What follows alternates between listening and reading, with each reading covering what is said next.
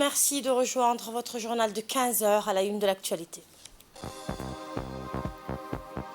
Le président de la République a regagné hier le pays à l'issue de sa participation à un double sommet en Afrique du Sud. Les détails dans un instant. Et les premiers tests de radioactivité de l'eau rejetée en mer depuis la centrale nucléaire accidentée de Fukushima au Japon ont donné des résultats conformes aux normes internationales. C'était les titres. Bonjour et merci de nous accueillir chez vous.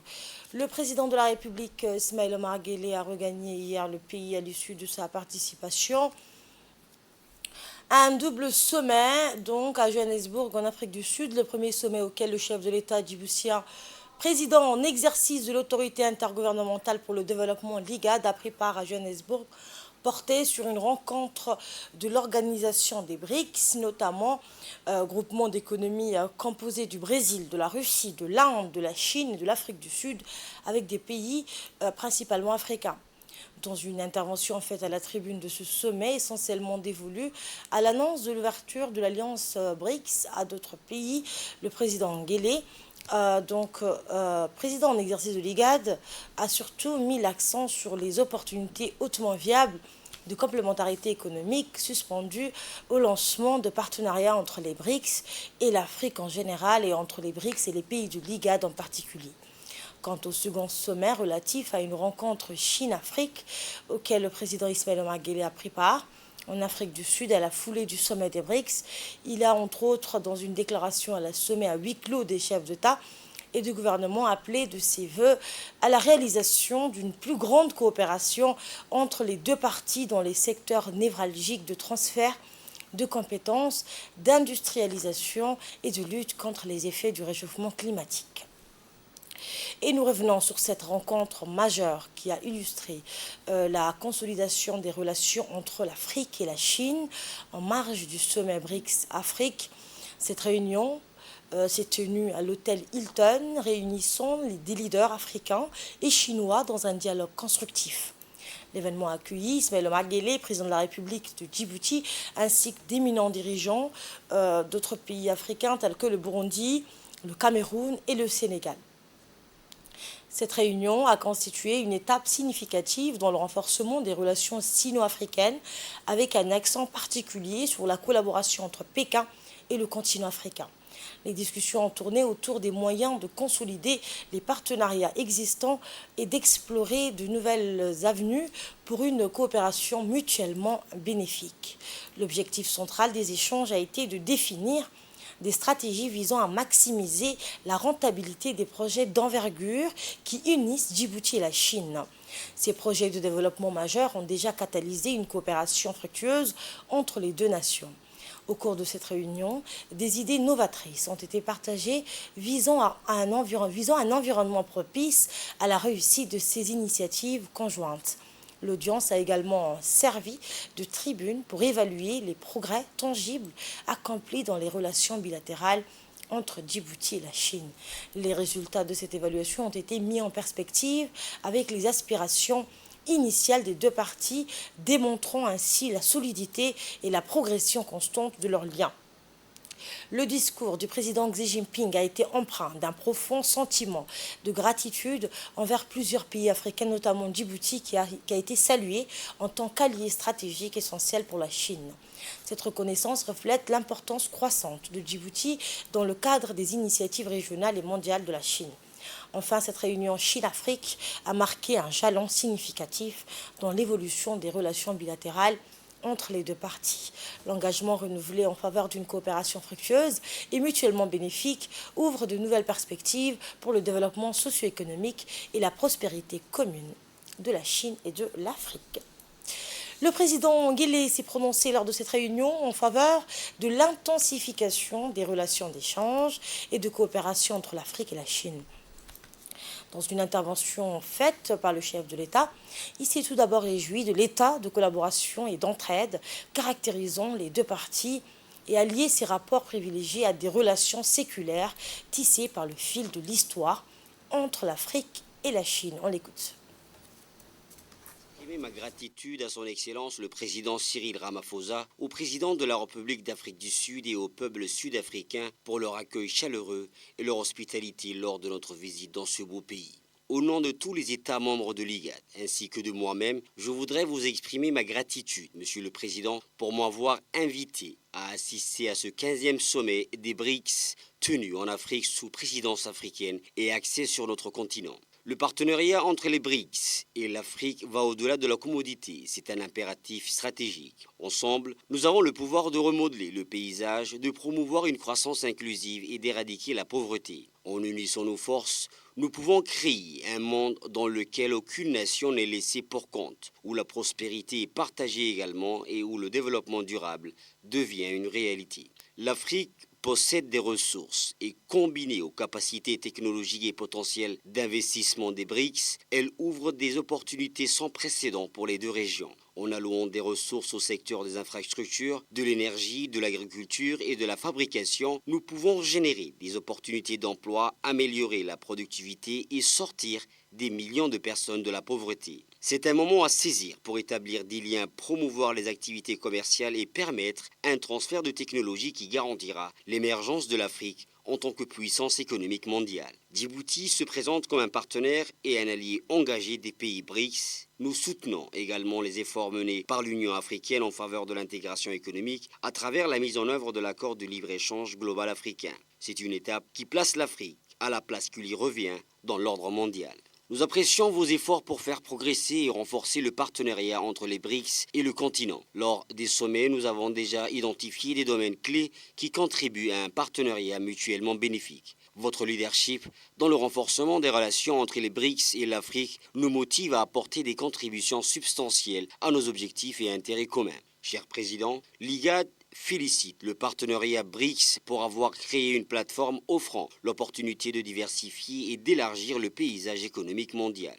Il ne fait aucun doute que les BRICS constituent une force à la fois politique et économique. Il s'agit d'une réussite, comme en témoigne le nombre croissant de pays aspirant à rejoindre ce groupe, ainsi que la performance louable de la nouvelle banque de développement avec son vaste portefeuille de projets visant à maximiser l'impact sur le développement.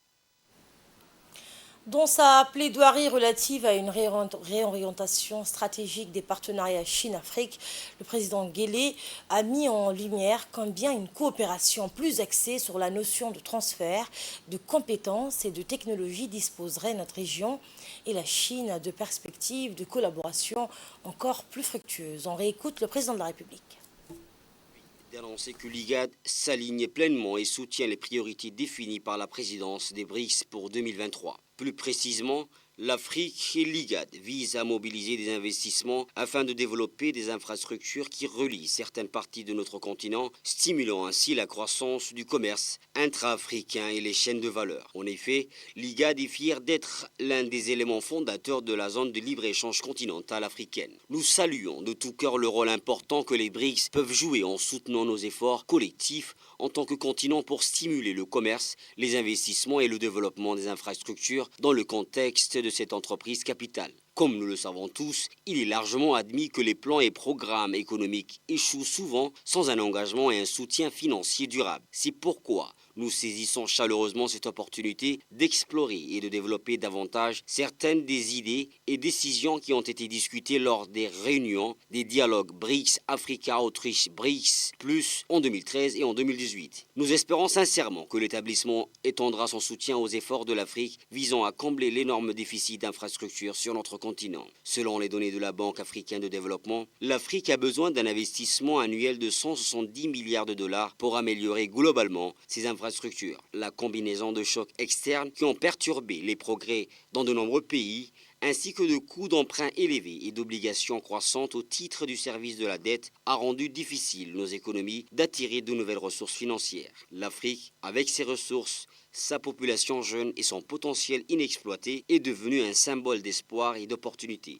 C'est un continent qui a fait face à des défis mais qui continue de se relever avec résilience et détermination. Aujourd'hui, l'Afrique se trouve à un tournant où elle peut libérer son potentiel et apporter une contribution substantielle à l'économie mondiale. Monsieur le Président, distingués invités, au cœur du mandat de l'IGAD se trouve l'obligation de renforcer le multilatéralisme. De plus, l'un de nos principes constitue à renforcer la participation des femmes au processus de paix. En effet, ce n'est que la semaine dernière que nous avons lancé le Forum des femmes Paix et Sécurité de l'IGAD dans le cadre de notre engagement inébranlable à exploiter le pouvoir transformateur des contributions des femmes à la consolidation de la paix et à la résolution des conflits. Enfin, nous soutenons l'appel à des réformes de l'architecture internationale et abordons l'ossification des inégalités, des lacunes et des inefficacités. Nous devons travailler ensemble sans relâche pour garantir que la nouvelle architecture soit réajustée pour répondre aux défis mondiaux d'aujourd'hui. Profitons de ce partenariat aujourd'hui pour renforcer les idéaux et l'esprit de croissance afin que nous puissions ouvrir la voie à un avenir plus brillant et plus prospère pour l'ensemble de nos peuples. Les régions rurales de notre nation qui ont longtemps souffert de sécheresses fréquentes ont été actuellement gratifiées d'une abondance de pluie. Les pâturages verdoyants s'étendent aux abords des zones urbaines, créant un contraste avec les reliefs caractéristiques. Les routes qui le relient contribuent à cette distinction en établissement des connexions fluides d'un point à un autre, qu'il s'agisse du nord ou du sud du pays. Les zones rurales connaissent actuellement une période de calme grâce à l'abondance de précipitations présageant donc des jours meilleurs. Dans la partie méridionale, du pays, en particulier dans le district de la région d'Addis Abeba, le temps clément favorise l'amélioration continue des conditions de vie des populations nomades et de leur bétail.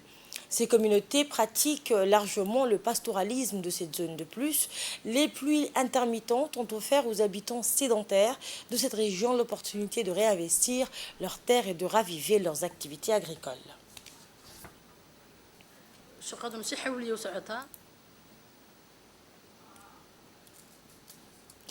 Une délégation de l'Académie de football East Africa, menée par le directeur de l'Académie, Mohamed Elmi Abar, s'est déplacée dans l'après-midi d'hier à Dikil.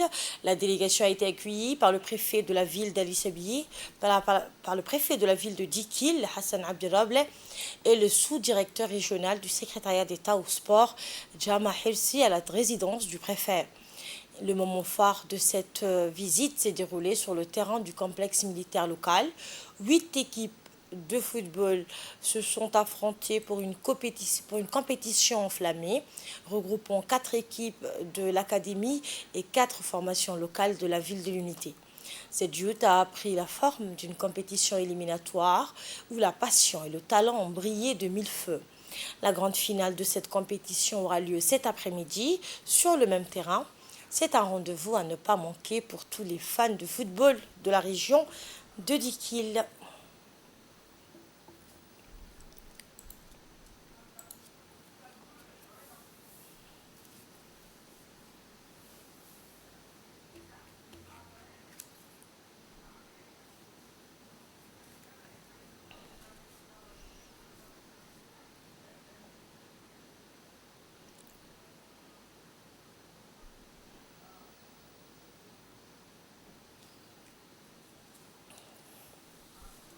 Et écoutons pour plus de précision le mot du directeur de l'Académie Football East Africa, M. Mohamed Elmi Abar. Pour notre 4e déplacement, on avait commencé à Lissabie, après on est allé à Tadjoura, après à Arta, et voilà le 4e déplacement ici à Dikil. Donc l'objectif de ces déplacements, c'est de créer des antennes sportives de l'Académie East Africa. On veut propager l'idée de l'école de foot dans tout Djibouti. C'est par la base, au niveau des petits, qu'on peut faire développer le football. Le football est devenu une science, c'est-à-dire carrément il faut réfléchir et penser à l'avenir des jeunes. Donc le plus important, c'est de commencer par le bas âge, 7-8 ans, même 6 ans, et les entraîner jusqu'à 15 ans. Comme ça, ils vont avoir une base de football et on espère qu'ils vont faire profiter au niveau national. Donc l'idée c'est ça, c'est-à-dire de créer d'autres antennes et de faire profiter ça aux régions de l'intérieur. L'objectif c'est d'abord de faire des matchs amicaux pour prendre contact avec Dikil, avec Addis Abeba, avec Tadjoura. Après, comment créer l'école de foot, c'est-à-dire l'école de foot aura besoin de 2 éducateurs et d'un agent administratif qui va prendre tous les actes de naissance des petits et le dossier médical des petits, tout ça. Donc on aura besoin de créer pour 2 catégories d'âge l'école de foot ici à Dikil. Ce sera le 7-9 ans et les 10-12 ans.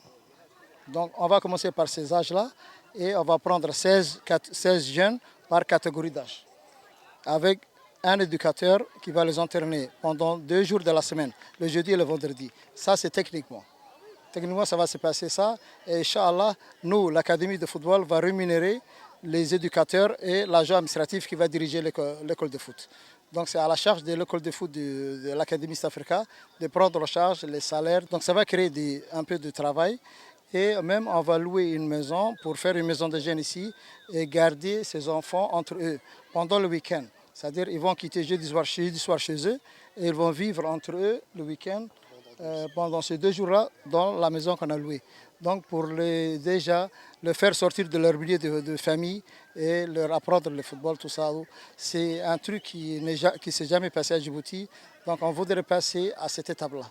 À long terme, c'est quoi l'objectif? C'est de faire jouer les antennes de Djibouti contre les antennes des régions. Donc on va faire pendant un week-end, on va regrouper les antennes de Djibouti et des régions pour faire une grande compétition. Donc ce sera tout une fois dans l'année et ce sera un grand challenge, comme tu dis, et on espère arriver à cet objectif-là.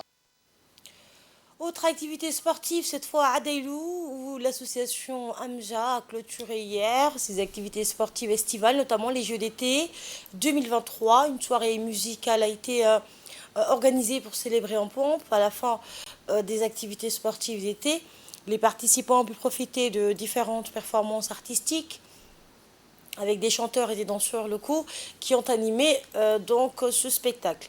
L'ambiance était festive et joyeuse, reflétant l'esprit dynamique et passionné de l'association.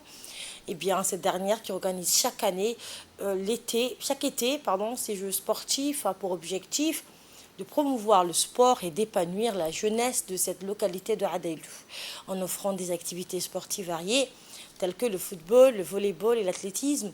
L'association vise à encourager les jeunes à pratiquer une activité physique pour éviter de tomber dans la délinquance. Les Jeux d'été 2023 ont été un véritable succès, rassemblant de nombreux participants et suscitant un réel engouement auprès de la population de Adeilou. Grâce à ces Jeux, les jeunes ont pu profiter d'un été dynamique et sportif, renforçant ainsi leur épanouissement personnel et leur esprit de compétition.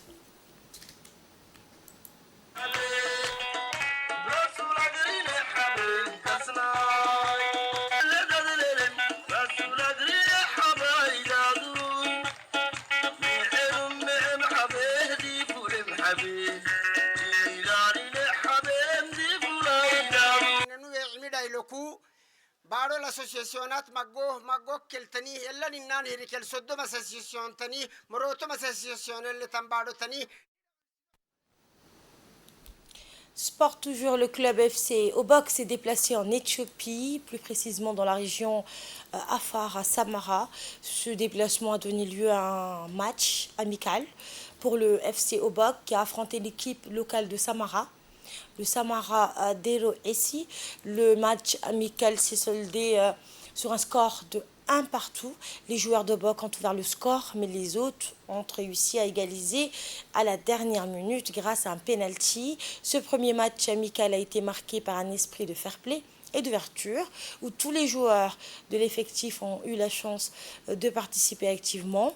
Une atmosphère positive et respectueuse a prévalu tout au long du match. Avec la fin du match, il est désormais donc temps de se tourner vers une tournée culturelle qui a permis aux joueurs de découvrir les grandes richesses et les monuments emblématiques de la civilisation afar. Ce déplacement a ouvert la voie à des échanges culturels, à une meilleure compréhension entre les différentes régions et communautés impliquées.